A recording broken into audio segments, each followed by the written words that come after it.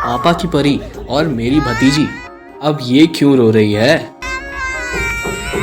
2 साल इंजीनियरिंग के पूरे करके एक बार गंगा नहाना तो बनता है। तो सुबह प्लान बनाया, शाम में बैग पैक करा और अब बस का वेट कर रहे थे।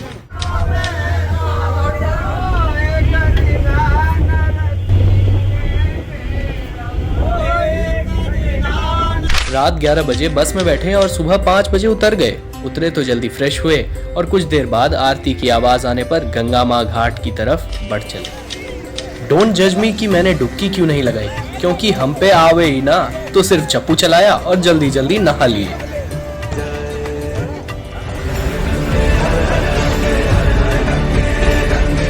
ये जाबाज लौंडे तो बहुत तूफानी है। मैं इतने ठंडे पानी में डुबकी नहीं लगा पाया और ये मस्त स्विमिंग कर मौज ले रहे हैं। अगली बार मैं भी सिखाऊंगा। देवभूमि से दिव्य धाम तक निर्मल जल अविरल रहता है। भागीरथ के तप का प्रतिफल पावन गंगा जल बहता है। रजत देह है चंद्र किरण सी, श्वेत शिला तट तरवर छाए। सतत सनातन संस्कृति पलती, घाट घाट है शीश झुकाए। तो हम माँ गंगा घाट पर नहा के और पूजा करके चल पड़े माँ चंडी देवी के दर्शन की ओर।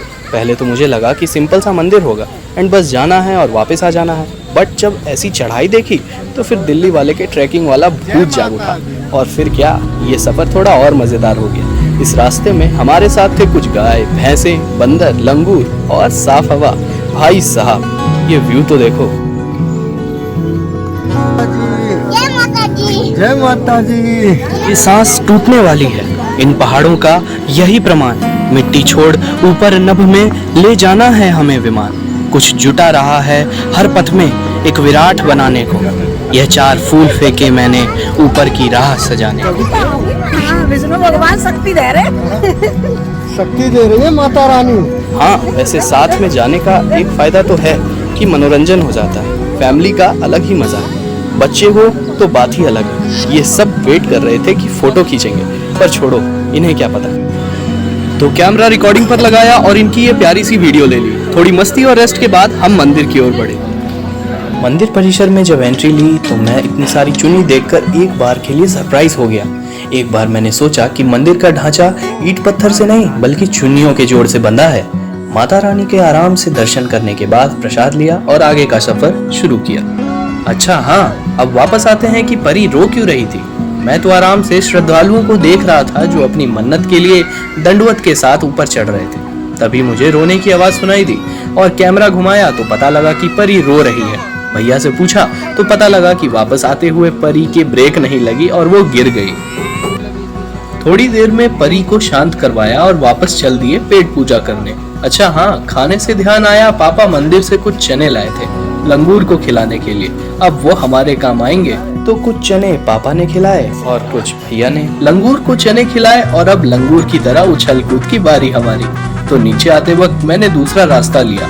भाई साहब, क्या मजा आ रहा था। उतरने में 1-2 बार पैर फिसला, पर मस्ती नहीं रुकनी चाहिए। ट्रैकिंग वाले रास्ते का फायदा तो हुआ और सबसे पहले नीचे उतर गया, पर क्या फायदा, पैसे तो पापा के ही पास थे, तो कुछ देर रुकना पड़ा।